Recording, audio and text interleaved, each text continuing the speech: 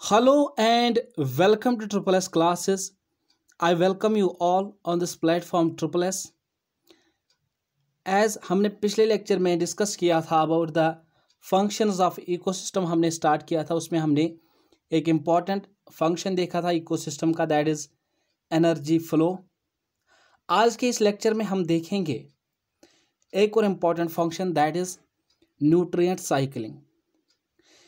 Nutrient cycling मतलब कैसे nutrients physical environment से जितने भी न्यूट्रिएंट्स होते हैं, like carbon, like oxygen, like nitrogen, like sulphur, कैसे ये मूव ऑन फिजिकल एनवायरनमेंट से मूव ऑन करते हैं to the living organisms and living organisms से वापस अपने फिजिकल एनवायरनमेंट में चले जाते हैं। This is nutrient cycling, that is how nutrients move from the physical environment to the living organisms and back to the physical environment where they live। इसमें हम देखेंगे दो टाइप्स है इसके न्यूट्रिएंट साइकिलिंग के। एक होता है perfect cycle and second one is imperfect cycle. What is perfect cycle?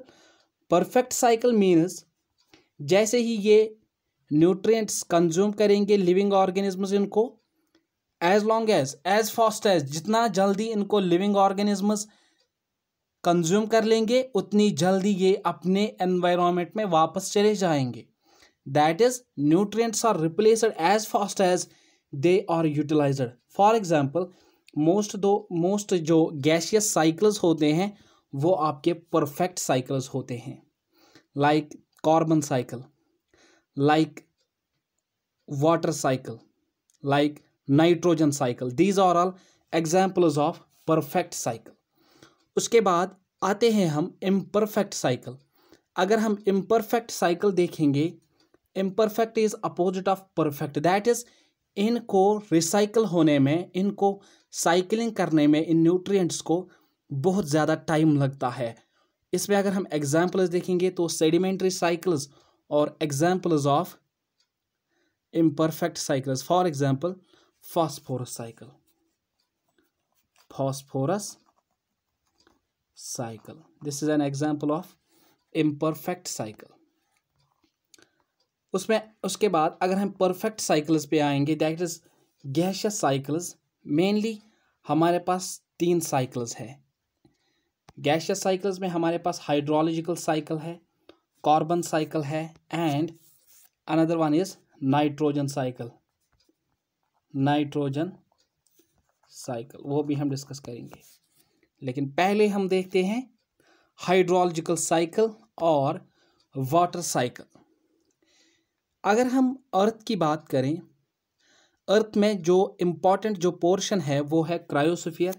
Cryosphere means that part of earth which is inhabited bye glaciers, जहाँ पे आपको ग्लेशियर्स मिलेंगे। Cryosphere is that is occupied by glaciers. क्या होता है, जैसे ही dry weather होता है, जैसे ही टेम्परेचर इंक्रीज होता है, ये क्रायोस्फीयर्स क्या होते हैं, ये मेल्ट होने लगते हैं। What they start melting. जैसे ही इनकी मेल्टिंग होती है, ये कहाँ चले जाते हैं, लेक्स में, रिवर्स में, स्ट्रीम्स में, पॉन्ड्स में। एज सरफेस रन ऑफ ये मूव ऑन करते हैं over the surface of earth and later on जैसे ही ये बाद में कहाँ जाके गिरते हैं, सारे स्ट्रीम, सारे लेक्स ये जाके गिरते हैं ओशंस में, बड़े बड़े ओशंस में, समंदर्स में, सीज में। दैट इज हाइड्रोस्फीयर बन जाता है इसका। एंड हाइड्रोस्फीयर में एक प्रोसेस आपने कॉमन सुनी होगी, that is evaporation. Evaporation process से क्या होता है, यहाँ सरफेस रन ऑफ पे भी इवापोरेशन होता है एंड जैसे ही ये ओशन सीज में चला जाता है ये पानी, वहाँ पे भी इवापोरेशन होती है। And through the process of this evaporation क्या होता है, इवापोरेशन के प्रोसेस से ये चला जाता है in atmosphere as water vapours. कहाँ चले जाते हैं, एटमॉस्फेयर में। एंड एटमॉस्फेयर में जैसे ही ये पहुंचते हैं, एक प्रोसेस है दैट इज कंडेंसेशन। वेपर्स क्या फॉर्म करते हैं, sorry vapours form clouds. And जो जैसे ही क्लाउड्स बनते हैं उसके बाद कंडेंसेशन प्रोसेस आपने सुना होगा। कंडेंसेशन से क्या होता है, कंडेंसेशन से जो ये क्लाउड्स होते हैं ये नीचे आ जाते हैं as in the form of precipitation that is rain snow this. ऐसे ही ये प्रेसिपिटेशन नीचे आ जाता है, दैट इज जो वाटर यहाँ पहले जो वाटर पहले इवापोरेट होके गया था ऊपर क्लाउड्स बन के, फिर से वो क्या बन गया एज प्रेसिपिटेशन, एज वाटर फिर से वापस आ गया।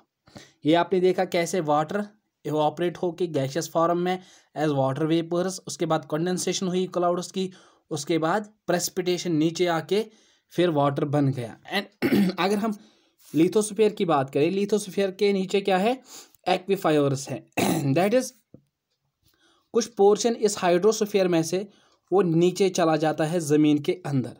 एंड ज़मीन के अंदर क्या होता है, जो प्लांट्स होते हैं उनकी रूट्स कहाँ होती है, नीचे ज़मीन के अंदर। ये क्या करते हैं, रूट एब्जॉर्प्शन होता है। रूट एब्जॉर्प्शन से जो इनमें जाइलम होता है, this xylem conducts water to the parts of this tree, parts of this plants.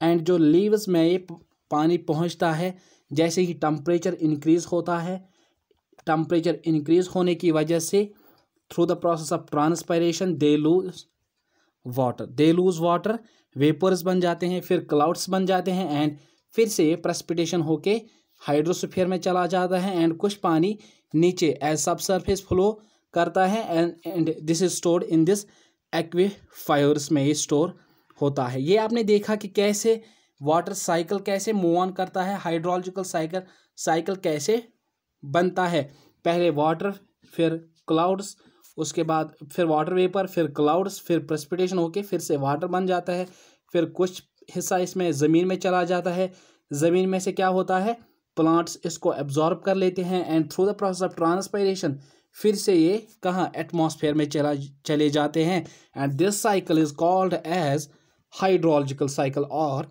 Water cycle, right. उसके बाद एक और इम्पॉर्टेंट साइकिल जो है वो है कार्बन साइकिल। देखिए क्या होता है क्रायोस्फीयर जो होता है, क्रायोस्फीयर में भी कार्बन होता है, कार्बन प्रेजेंट होता है क्रायोस्फीयर में भी, इन ग्लेशियर्स पे भी, and mainly it is in the form of methane, ये रिलीज होता है इन एटमॉस्फेयर, राइट। जैसे ही मेल्टिंग होती है ये इन the form of methane CH4 चला जाता है एटमॉस्फेयर में। फिर क्या होता है, जो प्लांट्स होते हैं, प्लांट्स उनको कार्बन चाहिए and they intake carbon dioxide in the form of carbon dioxide, they intake it and release oxygen, वो हम नहीं डिस्कस करेंगे। यहाँ पर हम देखेंगे कि कार्बन जैसे ही प्लांट्स के अंदर चला जाता है through the process of photosynthesis, ये क्या करते हैं, फूड बनाते हैं, फिर ये प्लांट्स क्या होके न्यूट्रिशन बनाते हैं एंड जो एनिमल्स कंज्यूम कर लेते हैं। उसके बाद एनिमल्स ने कंज्यूम कर लिया, वो वेस्ट जैसे ही उनके एक्सक्रीटरी सिस्टम से बाहर होके वेस्ट निकल आता है, उसमें क्या होता है, उसमें भी जो सबस्ट्रेटम ऐड होता है सॉइल को, उसमें भी कार्बन होता है। And later on through the process of lithification, जब ये ज़मीन दब के फॉसिल्स बन जाते हैं तो अल्टीमेटली ये जो प्लांट्स में जो ये कार्बन था वो कहाँ पहुँचा, ज़मीन के अंदर।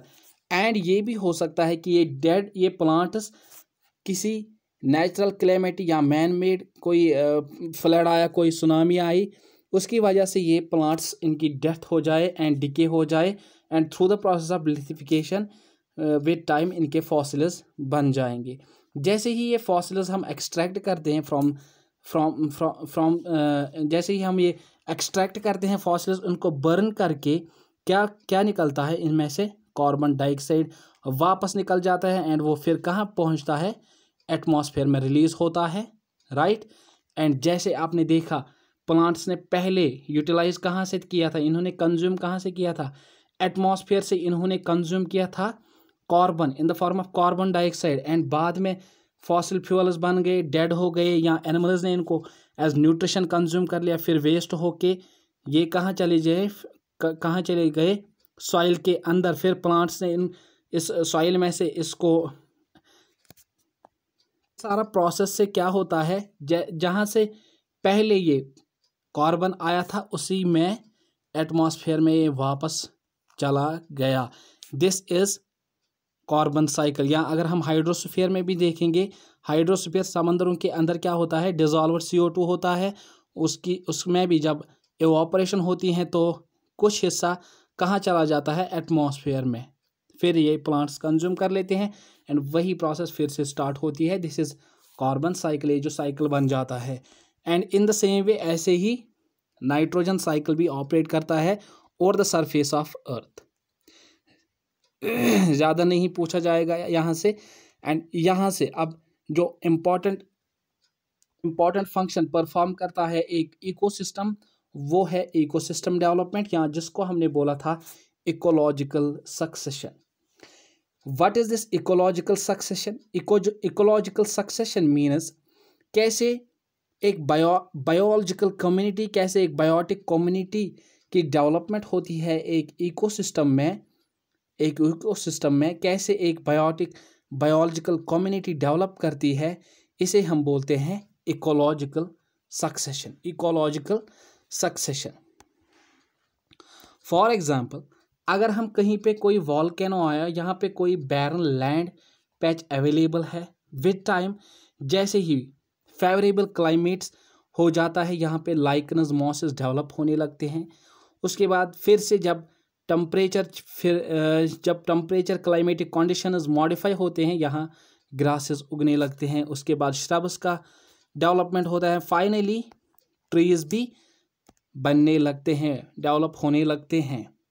अल्टीमेट एम क्या होता है इस प्रोसेस का, इस इकोलॉजिकल सक्सेशन का, इस डेवलपमेंट ऑफ बायोलॉजिकल कम्युनिटी का क्या एम होता है एक इकोसिस्टम में, कि इकोसिस्टम स्टेबल बन जाए, इक्विलिब्रियम हो जाए, इस इकोसिस्टम में स्टेबिलिटी आ जाए, ये स्टेबल हो जाए या इसमें इक्विलिब्रियम आ जाए। एंड पहली बार जब ये बैरन लैंड था, यहाँ पे वॉल्केनो आया था, वॉल्केनो के बाद इसको कॉलोनाइज किसने किया था, पहले लाइकन्स या मॉसेस ने।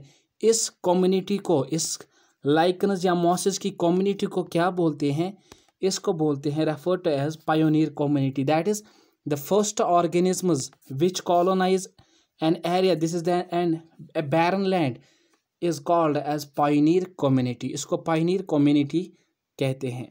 एंड लास्ट में कहाँ पे, जब ट्रीज आ गई तो इकोसिस्टम स्टेबल हो गया।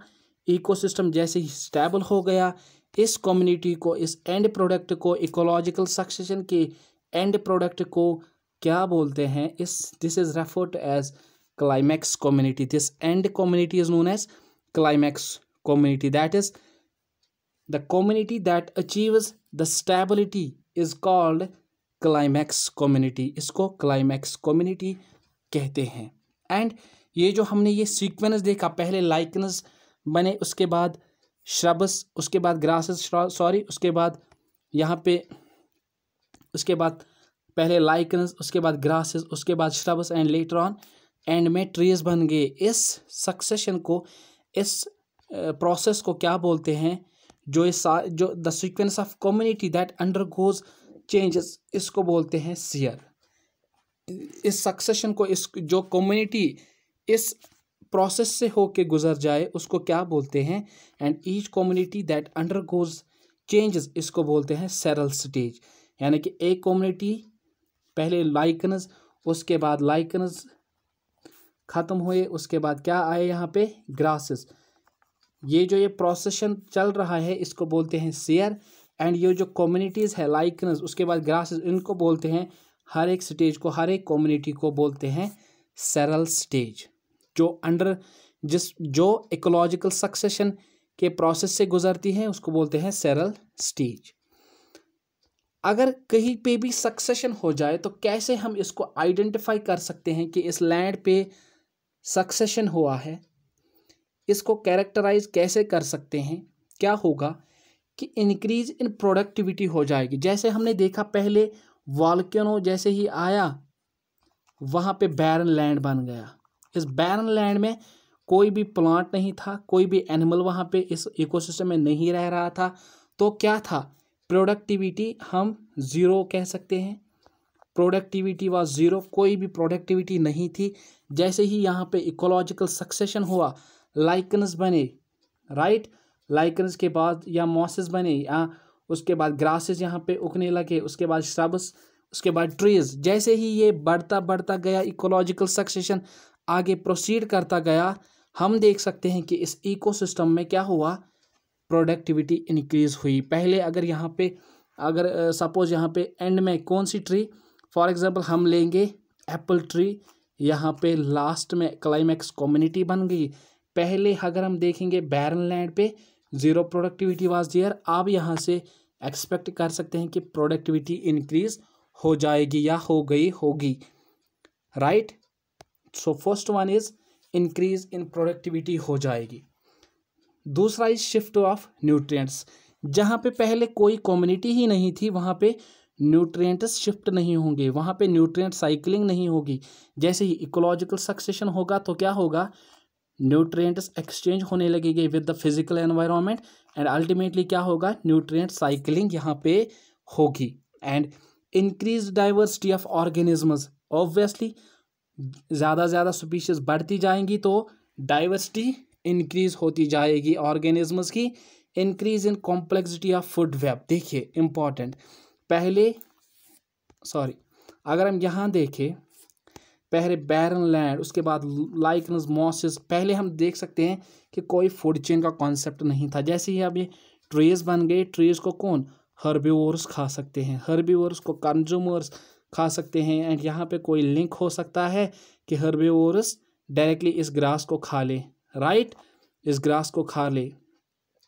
तो जैसे ही इकोलॉजिकल सक्सेशन होती है तो क्या होता है, फूड वेब कम्प्लेक्स होने लगती है। फूड वेब क्या होती है, कम्प्लेक्स बन जाती है। अब हम इस इकोलॉजिकल सक्सेशन में भी फर्दर टाइप्स है, वो हम देखेंगे, डिस्कस करेंगे। फर्स्ट इज, अगर हम पहला देखें तो प्राइमरी सक्सेशन है। First one is primary succession, जिसमें क्या होता है, primary succession is what, primary succession is जब कोई बायोलॉजिकल कम्युनिटी या बायोटिक कम्युनिटी कहाँ पे डेवलप हो जाए, उस पैच ऑफ लैंड पे, पैच ऑफ एरिया पे, उस सरफेस पे जहाँ पे no history of life is there. यहाँ पे आपको लाइफ के कोई भी निशानात नहीं मिलेंगे। आपको यहाँ पे कोई ग्रास नहीं मिलेगा, कोई लाइकन्स, मॉसेस की प्रेजेंस यहाँ पे इनिशियली नहीं होगी। जहाँ पे no history of life, that is development of biological community और the surface which has no history of life. Initial surface, ना ही जो ये पहली सरफेस होती है, ना ही वहाँ पे सॉइल होती है जिसमें आप सीड ग्रो कर सकते हैं, जिसमें आप सीड लगा सकते हैं, जहाँ पे किसी कम्युनिटी को आप ग्रो कर सके, nor any remnant of living organism. यहाँ पे आपको ना ही किसी जानवर के, किसी एनिमल के होने की, लिविंग ऑर्गेनिज्म के होने की निशानी मिलेगी। फॉर एग्जाम्पल अगर हम देखेंगे, surface created due to solidification of lava, जहाँ पे कोई भी वॉल्केनो आता है, जैसे ही लावा सॉलिडिफाई होता है, वहाँ पे इनिशियली कोई भी आपको निशानी नहीं मिलेगी कि यहाँ पे लाइफ थी या नहीं थी, कोई भी ऑर्गेनिज्म के आपको निशान नहीं मिलेंगे। और surface created due to retreat of glacier, यहाँ जहाँ पे कोई भी बड़ा ग्लेशियर होता है, जैसे ही वो ख़त्म होता है through the melting of water, जैसे ही ये मेल्ट हो जाता है, ये ग्लेशियर वाटर बन जाता है, यहाँ पे जो नीचे वाली सरफेस होती है, यहाँ पे भी कोई there is no traces of life are found there.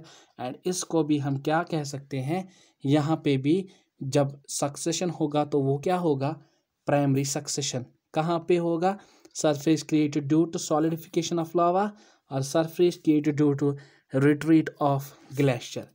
And important is कि ये बहुत ही कम पेस से प्रोग्रेस आगे करता है, क्योंकि बहुत ज़्यादा टाइम लगता है किसी नई कम्युनिटी को या तो इसको कॉलोनाइज करने में, या कहीं से कोई सॉइल के या कहीं से सॉइल को डेवलप होने में बहुत सारा टाइम लगता है।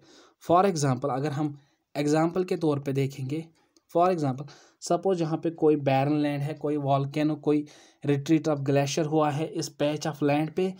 Initially it is barren, that is there is no trace of life.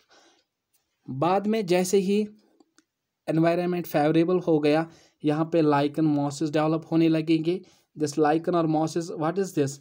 Pioneer community, first community to colonise this barren land, pioneer community. And suppose इनको बाद में फेवरेबल क्लाइमेट ना मिले तो इनकी डेथ हो सकती है। डेथ होने के बाद ये क्या बन जाते हैं? एज ऑर्गेनिक मैटर ये चेंज होते हैं इन ऑर्गेनिक मैटर। जैसे ही ये ऑर्गेनिक मैटर बन जाते हैं तो इनकी डिकम्पोजिशन स्टार्ट होगी ऑब्वियसली। एंड डिकम्पोजिशन के बाद ऑर्गेनिक एसिड्स क्या होते हैं? जो ऑर्गेनिक एसिड्स इस ऑर्गेनिक मैटर में होते हैं वो फॉर्म करते हैं as substratum. And this substratum leads to the formation of soil. कैसे? हमने देखा बैरन लैंड से होके पहले क्या बन गई? सॉइल बन गई। अब सॉइल बन गई, अब चांसेस है कोई कम्युनिटी यहाँ पे डेवलप हो सकती है। एंड अल्टीमेटली क्या हो सकता है? पायनियर स्पीसी डिसअपियर हो जाएगी। अब इसका कोई निशान नहीं रहेगा, लाइकन्स मॉसेस नहीं रहेंगे। एंड फाइनली इसको क्लाइमैक्स कम्युनिटी कॉलोनाइज करेगी, यहाँ पे डेवलप होगा एक क्लाइमैक्स कम्युनिटी। एंड ये इकोसिस्टम, ये बैरन लैंड स्टेबल बन जाएगा। Right, this is what? Primary succession. And second type is what? Second type of succession is secondary succession. What is the secondary succession? ये कहाँ पे develop होता है? ये कहाँ? it takes place where? over a terrestrial area, एक patch of land, on A patch of land जहाँ पे रेमिनेंट्स या ट्रेसेस आपको मिलेंगे, चाहे सॉइल के या लिविंग टिश्यूज़ या सेल्स की। यानी कि यहाँ पे आपको रेमिनेंट्स जहाँ पे आपको निशान मिलेंगे कि सॉइल भी हो सकती है थोड़ी थोड़ी, एंड आपको यहाँ पे लिविंग ऑर्गेनिजम्स के होने के निशानात भी मिलेंगे। सेकेंडरी सक्सेशन जहाँ पे होगी, ये कैसे प्रोसीड करती है? सेकेंडरी सक्सेशन कैसे इट टेक्स प्लेस वायर? जहाँ पे कोई एग्जिस्टिंग कम्युनिटी रह रही थी एंड कोई बाढ़ आई, कोई फ्लड आया, कोई नेचुरल क्लैमिटी हुई एंड ये डिस्ट्रॉय होके क्या हो गई? आइदर ड्यू टू नेचुरल क्लाइमेटीज और ड्यू टू ह्यूमन एक्टिविटीज़ ये एग्जिस्टिंग कम्युनिटी डिस्ट्रॉय हो गई। अब यहाँ पे कोई कम्युनिटी नहीं है, कोई लिविंग स्पीसीज नहीं है। इट इज़ रिलेटिवली फास्टर है as compare to primary succession. क्योंकि पहले जब हमने प्राइमरी सक्सेशन में देखा, पहले लाइकन्स से सॉइल बनने में बहुत टाइम लगा। जब सॉइल रेडी है तो यहाँ पे कोई कम्युनिटी इसको कॉलोनाइज कर सकती है very quickly. Right, this is secondary succession. And अब फर्दर देखते हैं ऑटोजेनिक सक्सेशन क्या है। Autogenic succession means the succession is brought about by living inhabitants of that community itself. कोई कम्युनिटी कहीं एक इकोसिस्टम में, कोई किसी एरिया में रह रही थी, सपोज कोई कम्युनिटी थी, community there was community of suppose line जिसमें रह रहे थे, ये किसी एरिया में को इनहेबिटेट कर रहे थे। एंड कहीं पे सपोज यहाँ पे बोल सकते हैं यहाँ पे कोई बैरन लैंड है जहाँ पे वॉल्केनो आया है एंड ये लाइन यहाँ से माइग्रेट होके यहाँ पे कोई फूड की अवेलेबिलिटी नहीं है। अब फूड की अवेलेबिलिटी ना होने की वजह से ये माइग्रेट कर सकता है इस वॉल्केनो, इस बैरन लैंड पे। एंड जहाँ पे थोड़े थोड़े से ग्रासेस आ गए होंगे, जहाँ पे हिरन, जहाँ पे डियर होंगे, इनको फूड मिल सकता है। यहाँ पे अगर किसी लाइन की अगर कोई शेरनी थी, उसका बच्चा यहाँ पे जन्म लेता है, यानी कि यहाँ पे कोई लाइन, जहाँ पे कोई जो शेरनी थी उसने अपने बच्चे को जन्म दिया, यहाँ पे कोई कब आया, अब ये यहाँ पे फूड इसको नहीं अवेलेबल हुआ एंड इसने ये अपने बच्चे को अपने साथ नहीं ले जा सकी, ये वापस चली गई अपने हैबिटेट में। एंड इसको कहीं पे सपोज इसको कैसे ही अडॉप्ट करके इसने अडॉप्ट कर लिया, यहाँ का एटमॉस्फेयर, यहाँ का टेम्परेचर इसने अडॉप्ट कर लिया। एंड यहाँ पे थोड़े थोड़े ग्रासेस थे जहाँ पे हिरने थी, ये उनका शिकार कर सकता है। एंड ये कम्युनिटी कैसे ये सक्सीड कर सकती है आगे आगे, दैट इज़ पहले किसने, इसके जो लिविंग इनहेबिटेंट्स थे उन्होंने ही इस कम्युनिटी को खुद ही डेवलप किया। ये बोल सकते हैं हम ऑटोजेनिक सक्सेशन। एलोजेनिक सक्सेशन दूसरा टाइप है। Allogenic succession is succession due to outside fact forces. जैसे यहाँ पे कोई ये कोई प्लेन एरिया है, यहाँ पे कोई सपोज यहाँ पे बोल सकते हैं यहाँ पे थोड़े थोड़े यहाँ पे कोई वॉल्केनो आया था, कोई वॉल्केनो आया हुआ है वॉल्केनो, एंड वॉल्केनो के बाद यहाँ पे थोड़े थोड़े मॉसेस थोड़े थोड़े से लाइकन्स का डेवलपमेंट होने लगा है। एंड यहाँ पे बोल सकते हैं यहाँ पे कोई ग्लेशियर है, जैसे ही इसका पानी नीचे की ओर आ जाता है, यहाँ पे कोई हैबिटेट है, सपोज किसी इकोसिस्टम फॉरेस्ट से होके गुजर के ये यहाँ पहुँच जाता है। एंड सपोज कोई पेड़ है यहाँ पे जिसके सीड्स बन गए हैं, एंड इसके सीड्स यहाँ पे जो यहाँ नीचे वाली सरफेस है इस पे यहाँ पे गिर सकते हैं, एंड ये सीड्स थ्रू दिस वाटर यहाँ पे ट्रैवल कर सकते हैं। जैसे इनको सबस्ट्रेट मिल जाएगा, सॉइल मिल जाएगा, ये यहाँ पे ऑटोमेटिकली डेवलप कर सकते हैं। Sorry, this is what allogenic succession. Like wind हो सकता है ये। हाइड्रोलिक सक्सेशन इज व्हाट, जहाँ पे वेटर एरियाज हो, वाटर जहाँ पे वाटर हो, लाइक पॉन्ड्स में ऐसे हो सकता है। Xeric succession takes place in dry areas, like रेगिस्तान में हो सकता है ये। उसके बाद आते आते बायो एक्यूमुलेशन देखते हैं क्या है, right. Bio accumulation is what, it refers to how pollutants enter food chain. कैसे जो पोल्यूटेंट्स होते हैं कैसे ये एक फूड चेन में एंटर होते हैं, राइट। जो हार्मफुल फैट सॉल्युबल सब्सटेंसेस होते हैं लाइक पेस्टिसाइड्स। सपोज मैं बोलता हूँ यहाँ पे कोई खेत है, खेत में हमने पेस्टिसाइड्स का यूज़ किया हुआ है, एंड कोई सपोज यहाँ पे ये एप्पल ट्री है। जैसे ही हम पेस्टिसाइड्स का यूज़ करते हैं, कोई सपोज कोई जानवर आके इन एप्पल्स को खा जाता है, कोई बर्ड आती है जो इन पे बैठ जाती हैं एंड एप्पल्स से अपना न्यूट्रिशन लेती है, फूड हासिल करती हैं। उसके बाद जैसे ही ये चली जाती हैं तो ये फैट सॉल्युबल सब्सटेंसेस जो होते हैं, ये पेस्टिसाइड्स, ये इसके जो इसके फैटी टिश्यूज़ होते हैं या एडिपोज टिश्यू, ये इसी में जमा हो जाते हैं, स्टोर हो जाते हैं। एंड बाद में जैसे ही कोई कोई इसका हंट करता है, इस बर्ड का हंट करता है, उसको अपना प्रे बना लेता है, उसको खा जाता है, तो ये जो एडिपोज टिश्यू में ये क्या थे, फैट सॉल्युबल सब्सटेंसेस, ये इस जो हंटर है इसकी बॉडी में चले जाते हैं। This is the accumulation of what, fat soluble substances. इसी को बोलते हैं bio accumulation. Another term is biomagnification. What is biomagnification? Biomagnification is tendency of pollutants to concentrate as they move from one trophic level to next. जैसे ही हमने पहले देखा, जैसे ये जो बर्ड थी, इसके बॉडी में क्या चले गए, फैट सॉल्युबल पेस्टिसाइड्स इस बर्ड के एडिपोज टिश्यू में स्टोर हो गए। उसके बाद कोई हाक आया जिसने इसको प्रे कर लिया, उसकी बॉडी में भी ये एक्यूमुलेट कर जाएंगे, ये चले जाएंगे, ये fat soluble substances like pesticides, ये इसकी बॉडी में जमा हो जाएंगे, स्टोर हो जाएंगे, एंड इसको बोलते हैं बायोमैग्निफिकेशन। एंड क्या होता है कि जैसे ही ये इसको खा जाता है, तो जैसे जैसे हम आगे फूड चेन में प्रोसीड करते जाएंगे, ये इनकी कंसंट्रेशन बढ़ जाती है, इंक्रीज हो जाती है। This is biomagnification, that is concentration of these fat soluble substances like pesticides increase from lower trophic level to higher one. This is biomagnification. Hope that आप सभी को समझ आ गया होगा आज का lecture. Thanks, have a good day.